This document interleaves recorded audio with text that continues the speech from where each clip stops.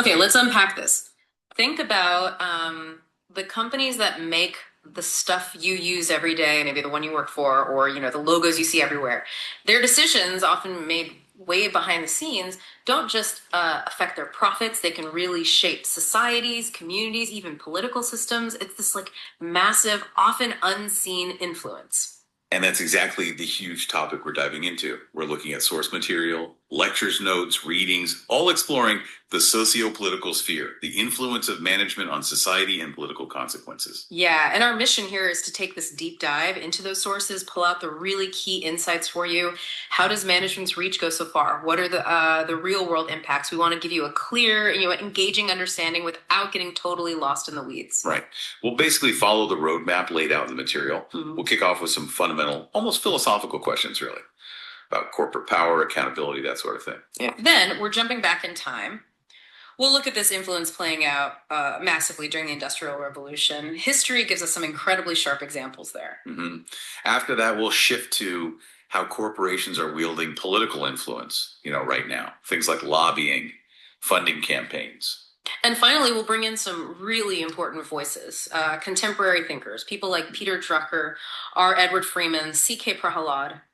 Their ideas help us see management's role in a much bigger picture. Exactly. So by the end of this deep dive, you should have a pretty solid grasp on this crucial intersection, business and the wider world. Absolutely.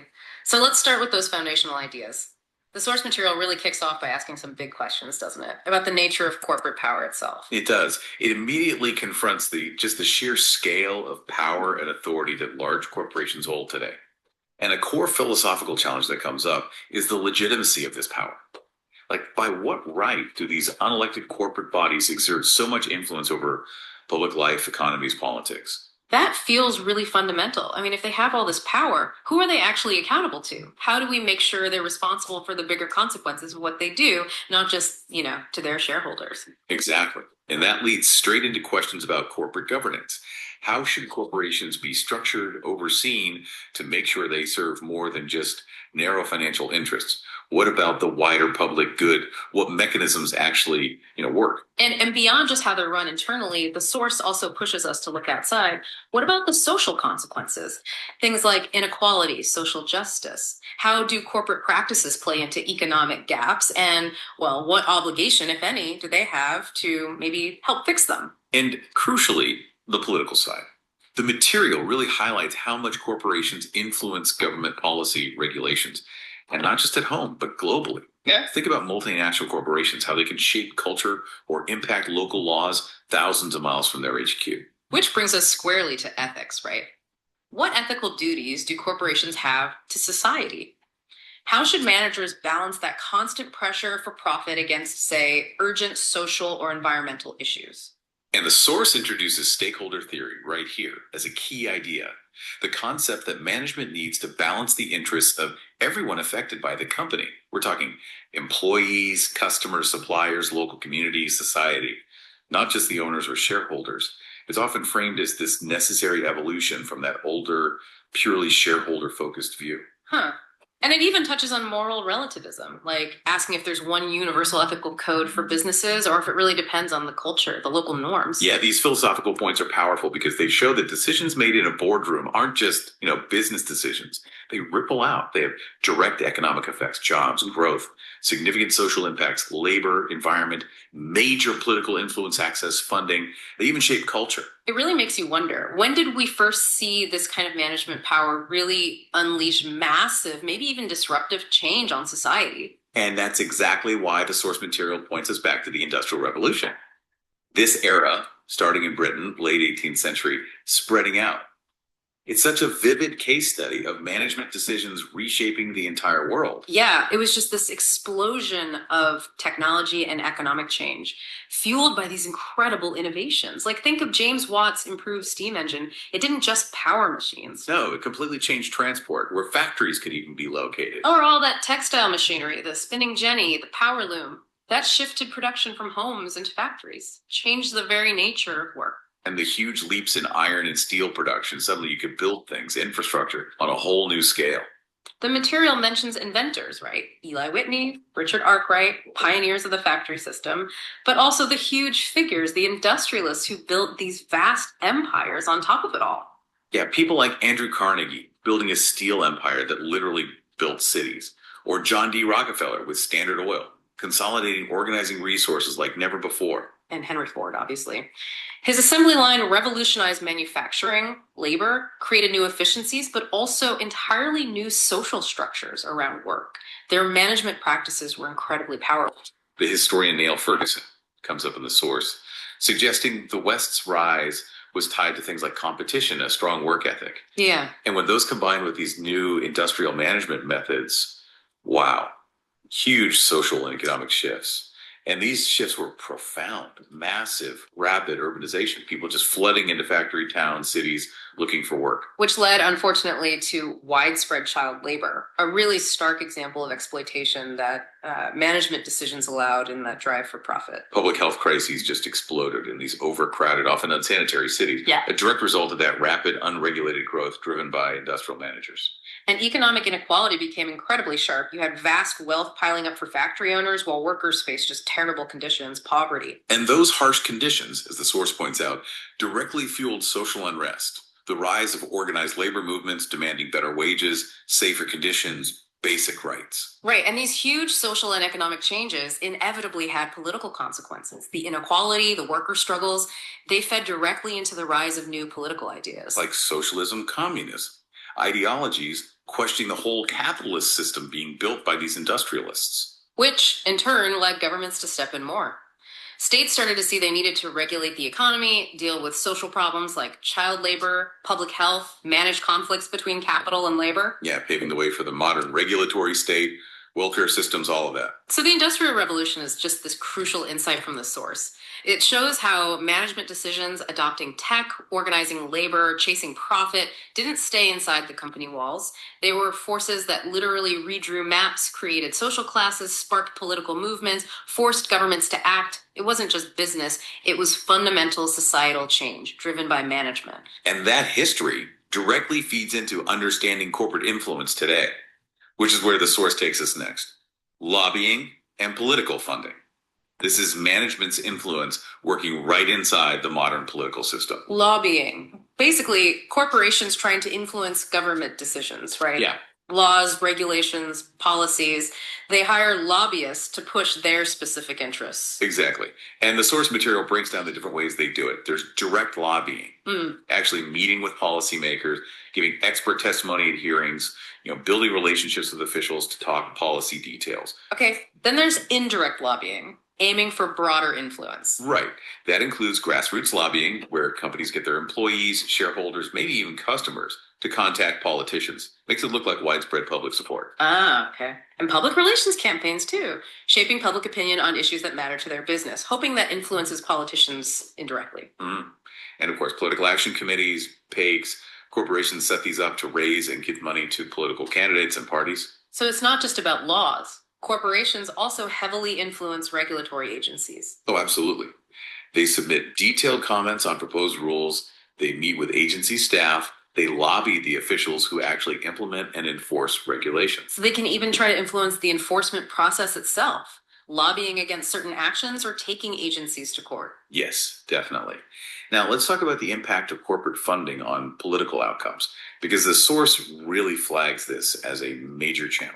Campaign funding seems like a big one. Large corporate donations, often through PACs or similar routes, give candidates a huge financial edge, right? Helps them run bigger, more effective campaigns. For sure. And those donations often buy greater access to policymakers. That access gives corporate interests a direct line to present their views, influence decisions, legislation. And companies are obviously strategic about it, donating to candidates whose policies align with their business interests. Naturally. And this influence goes beyond just individual candidates. It affects broader policy outcomes too. Corporate funding can contribute to something called regulatory capture. Ah, regulatory capture. Can you just quickly explain that? Sure. Think of it like this.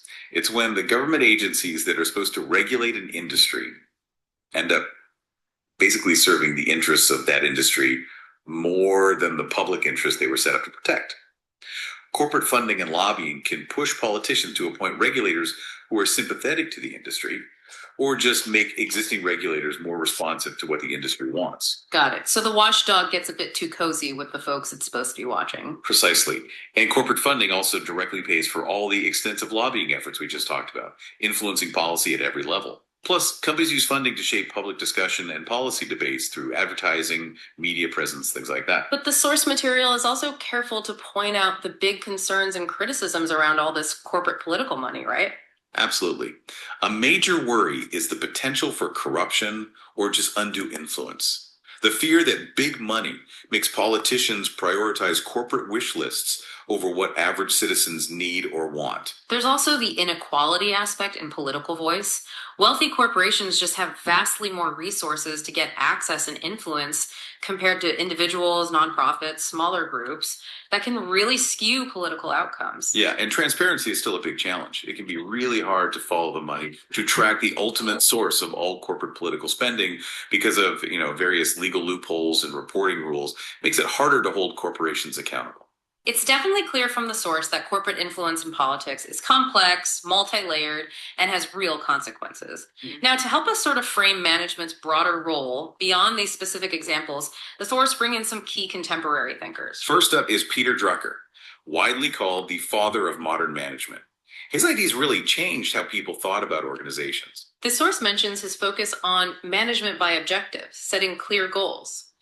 But maybe more relevant for us, he was one of the first to spot the rise of the knowledge worker. Yes, recognizing that in modern economies, brain power, specialized knowledge became just as important, maybe more important, than physical labor. That insight changed how we think about organizational structure, value creation, everything. Drucker also argued businesses need a clear social purpose beyond just making money. And he really pushed innovation and entrepreneurship as vital, not just for growth, but for society moving forward. He saw that shift from industrial to knowledge economy super early. Right. He stressed leadership, continuous learning, and how much organizational culture impacts performance, but also its contribution to society. Okay, next, R. Edward Freeman, most famous for developing stakeholder theory. Yeah, his core argument, which the source reinforces, is that corporations have both a moral and a practical duty to consider and manage for the benefit of all their stakeholders, employees, customers, suppliers, communities, society, as well as shareholders. He really drove that idea that ethical decision-making means balancing these often competing interests. And he pushed for building real collaborative relationships with stakeholders. The goal being long-term value, a more sustainable business, and corporations acting like responsible members of society. Exactly. And finally, C.K. Prahalad, a major figure in strategic management, but he also had important things to say about social responsibility and global strategy. The source points to his work on core competencies, figuring out the unique skills and abilities that give a company its edge. He also really emphasized needing a global mindset, a global strategy for companies operating in today's connected world. And he introduced that incredibly influential idea of the bottom of the pyramid market. Right. And this wasn't just about seeing poor populations as like untapped consumers. It was about recognizing the huge economic and social value businesses could create by developing innovative, affordable solutions for the billions living on low incomes globally. He framed serving this market as both a huge business opportunity and a way to actually tackle global poverty. These thinkers really broaden the whole scope of management, don't they? Way beyond just internal efficiency. Shows its deep links to global economics, social equity, and strategic thinking about the entire world. Well, we've just taken quite a journey through the source material, exploring this whole socio-political sphere, the influence of management on society and political consequences. Yeah, and I think the main takeaway from this deep dive is pretty clear. Management's influence. It's not just stuck in boardrooms or on balance sheets. It's this pervasive force. It touches economic structures, social landscapes, political systems, even cultural norms. We started by wrestling with those really foundational philosophical questions, challenging the legitimacy of corporate power, grappling with accountability, governance, thinking about the social impacts like inequality. The political influence corporations actively go after, their ethical duties, and that whole idea of stakeholder theory versus just focusing narrowly on shareholders. Then we jumped back to the Industrial Revolution, such a powerful historical lesson. We saw how specific management choices around tech and organization fueled massive social and economic change. Right. Rapid urbanization, child labor, health crises, inequality, labor movements, which then directly triggered political responses like new ideologies emerging and governments stepping in much more. Yeah. That history really shows how dramatically management can reshape society. We also looked hard at the modern ways corporations exert influence, lobbying, and political funding. We unpacked how lobbying works, the different strategies like direct contact, PR, passes, and how that affects regulatory agencies. And we saw how corporate funding impacts campaigns, financial advantage, access potentially leading to things like regulatory capture, while also acknowledging those serious concerns about corruption, inequality, and transparency. And finally, we brought in those valuable perspectives from thinkers like Drucker, Freeman, and Prahalad. Their ideas on knowledge workers, social purpose, stakeholder theory, core competencies, global markets. They give us essential frameworks for understanding management's bigger role and responsibilities today. So we hope this deep dive, drawing straight from the source material you provided, gives you a really solid basis to critically assess the ongoing influence of corporations all around you. Yeah, definitely. And maybe here's a final thought for you to chew on. Given that clear historical power we saw back in the Industrial Revolution and the sophisticated ways influence works today through lobbying and funding, how does understanding this socio-political sphere of management change how you view the companies and institutions shaping your daily life? Does it shift how you think about their decisions? It certainly adds a layer, doesn't it? And for anyone who wants to dig even deeper, the original source did mention materials from authors like Neil Ferguson, Peter Drucker, R. Edward Freeman, and organizations like Transparency International. Great point. Well, thank you for joining us for this deep dive.